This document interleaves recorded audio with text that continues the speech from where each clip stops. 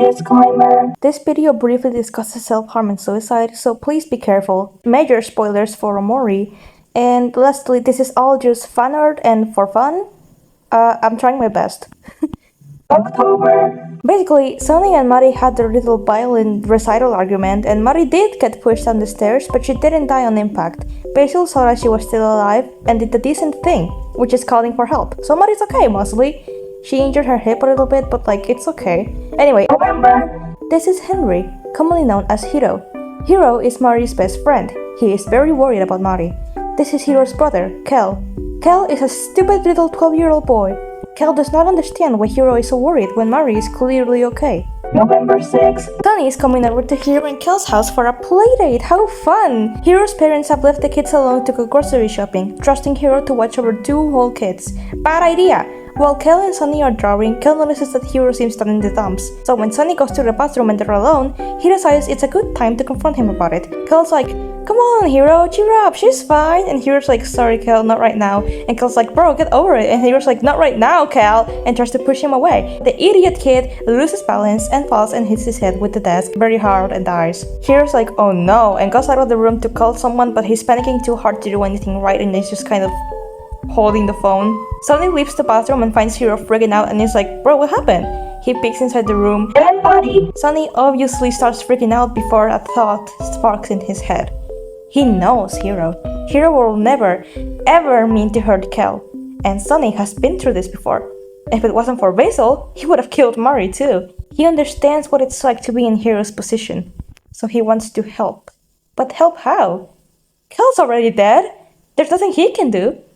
Hiro, we need to hide the body. They chuck the dead body into a toy box and hide it in the garage. Perfect. Let's never speak of this again. November 7. Kel is obviously reported missing by his very concerned parents. Kel's friends find out about this and are very worried, Basil and Aubrey especially. They decide to have a little sleepover at his house to try and cheer Hiro up and encourage him to search with them. Hiro has just been dissociating all day like a loser. As Sunny's entire friend group is literally meters away from coming across a dead body, he decides that the garage is not enough and he needs to do something about it. So when night falls and everyone's asleep, Sunny and Hiro sneak off to dump the body into the lake.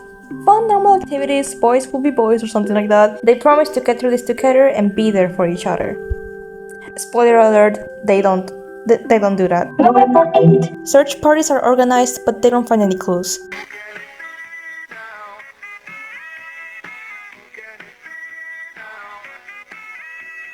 November 9. Search parties are organized. Aubrey and Basil are unlucky enough to decide to check the lake. Bad idea, they find their friend's dead body.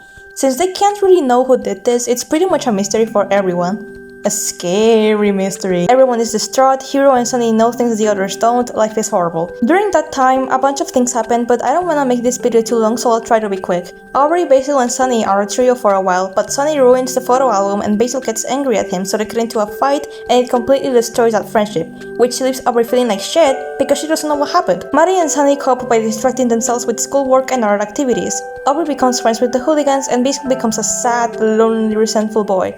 Meanwhile, Hiro has become a shut-in, coping with a cool little dream world where his name is Joha and everything's okay and Kel is alive. 4 years later, 3 days left before Kel's birthday. Aubrey spots Hiro outside for the first time in ages, and after lecturing him for going away for so long, convinces him to hang out. She introduces him to the hooligans and they have a pretty good time. They come across Basil and Aubrey tries to convince him to hang out too, but he's very avoidant and runs away. Hiro attacks after him and Basil tells him up for disappearing when he was needed the most.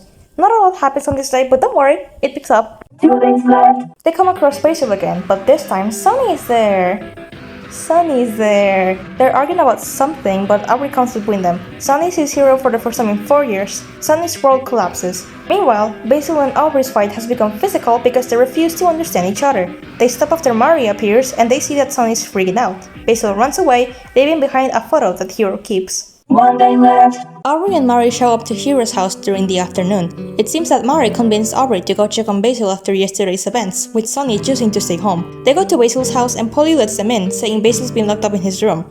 Aubrey talks to him from behind the door, apologizing for yesterday, and he unlocks it. He explains the photo incident and why he's angry at Sunny, but realizes that he's been a jerk about it and should have handled it better. He misses how things used to be and wants to apologize. After a group hug and some nice words, they head to Sunny and Mari's house, but as they approach, they find Sunny's mom, who is shouting for him. She explains that Sunny isn't anywhere to be seen and that one of the knives is missing. The group is naturally worried and they split up to look for him in different parts of town. Hiro heads to the park being led by a vision of Kel and slowly remembering the truth. It's hard to explain how this sequence plays out, but believe me, it makes sense in my head, okay? He ends up at the hangout spot for the first time in years, and lo and behold, Sunny's right there, with a knife. As if Hiro hadn't heard it enough, Sunny rants about how he's been living through the last 4 years waiting for him, how he failed to keep his promise, and how he can't do this alone anymore, pointing the knife at himself. Before he can do anything, Hiro grabs the knife and they start tussling. Hiro punches Sunny in the nose, fracturing it, and Sunny, panicking, stabs the man and lets him fall into the lake. The others walk into the scene as this happens, and Mari dives into the lake to make sure the man doesn't drown, and an ambulance is called for both of them. While Hiro's unconscious, he comes face to face with his dream self, Joha, and his dream projection of Sunny, who is also there. They start a battle, with Joha and Sunny convinced that they don't deserve happiness, and Hiro being reasonable and respectfully disagreeing. After winning and forgiving himself and Sunny for what they did, he wakes up in a hospital where he's surrounded by the people he loves and is finally able to confess the truth behind Kel's death. Finally, Hiro and Sunny meet, and they are able to sincerely smile at each other for the first time in 4 years.